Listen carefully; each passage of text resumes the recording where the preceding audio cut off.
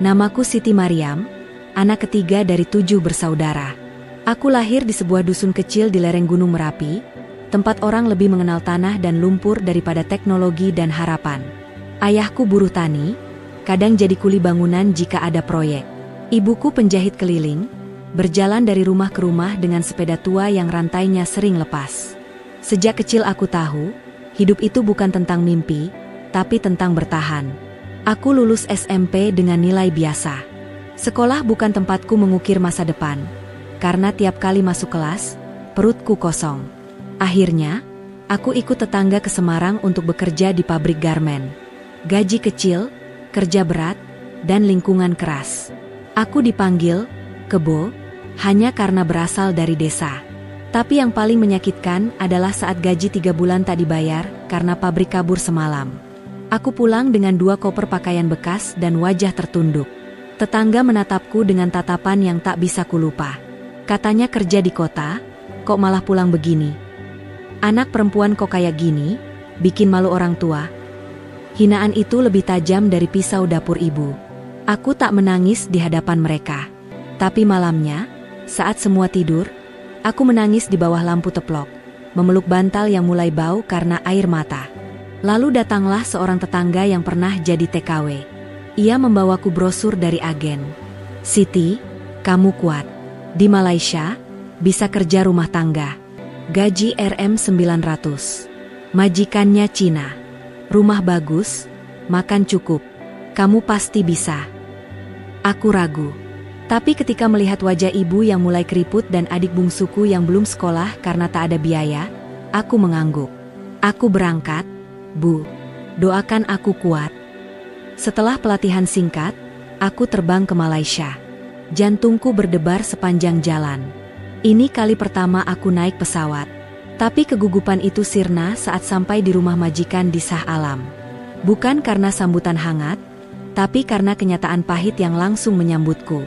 Majikan perempuanku galak. Suaranya tinggi seperti peluit polisi. Ia langsung menyuruhku membersihkan kamar mandi saat aku baru turun dari mobil. Tak ada ucapan selamat datang. Tak ada tempat tidur. Tempat tidurku adalah lantai dapur. Hanya ada tikar tipis, bantal kecil, dan selembar selimut kumal. Di atas kepalaku ada rak sendok, di bawahnya ember cucian. Bau sabun cuci, bau minyak goreng, dan bau duka menyatu setiap malam. Aku tidur ditemani tikus dapur dan langkah kaki anak-anak majikan. Makanku pun tak tetap. Kadang sisa nasi anak, kadang roti basi, kadang hanya air putih.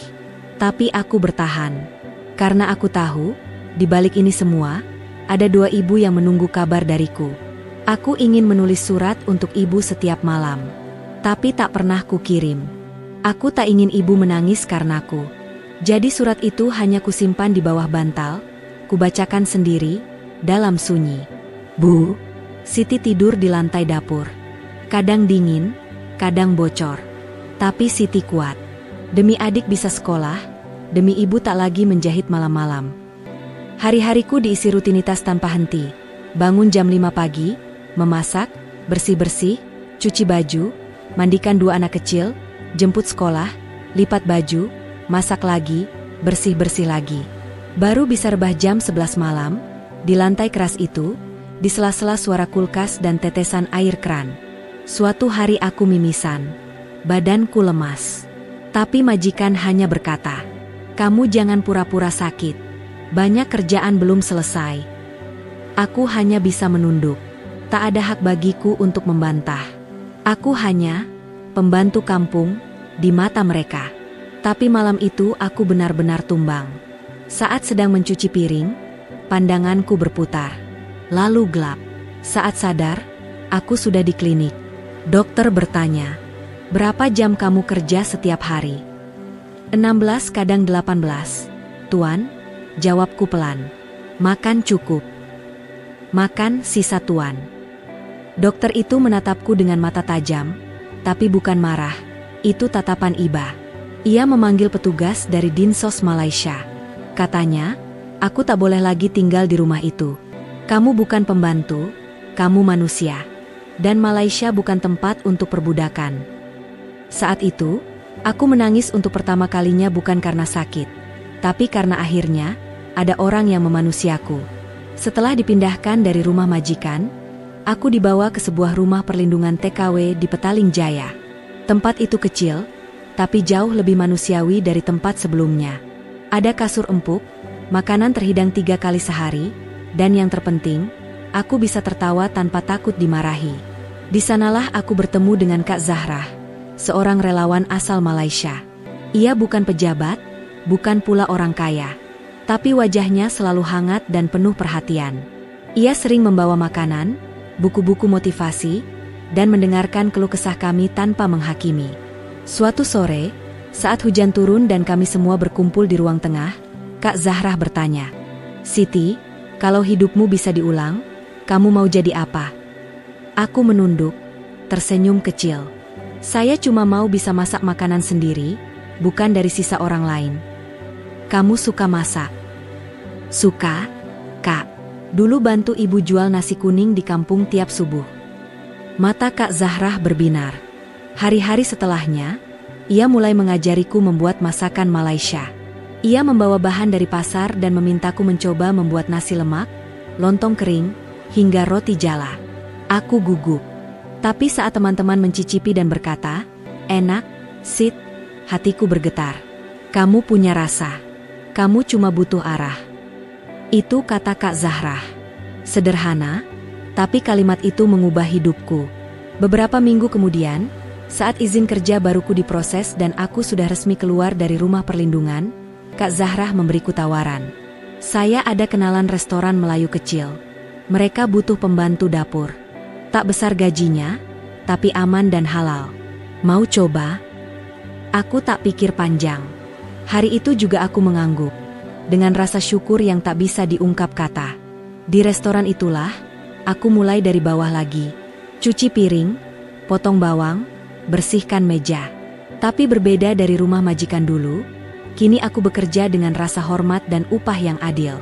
Majikanku, seorang nenek Melayu bernama Mak Cikros, memperlakukanku seperti anak sendiri.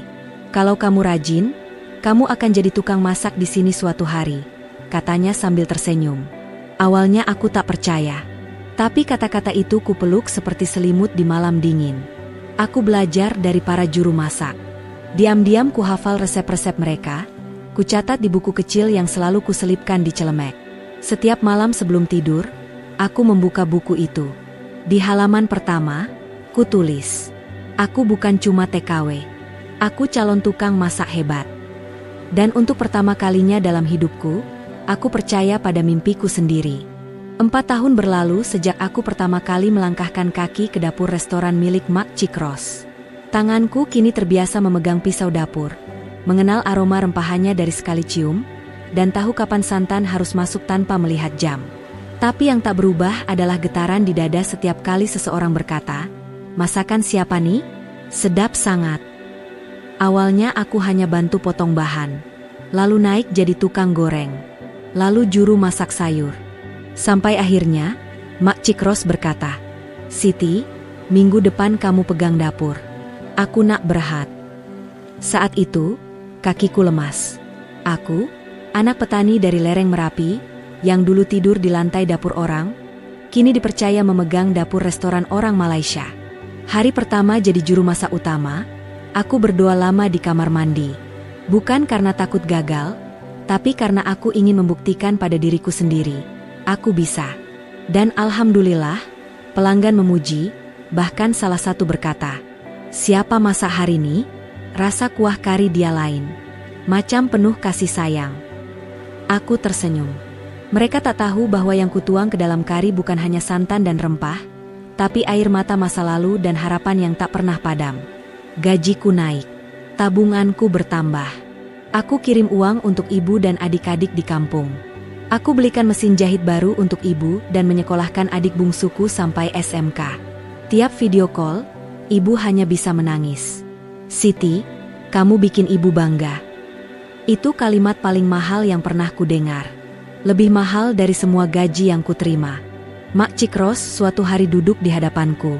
Matanya serius, tapi lembut. "Siti, kamu nak buka kedai sendiri?" Aku tertawa kecil. "Mana bisa, Makcik, saya tak ada modal. Kamu ada semangat, kamu ada rasa, kamu ada hati. Modal boleh cari sama-sama.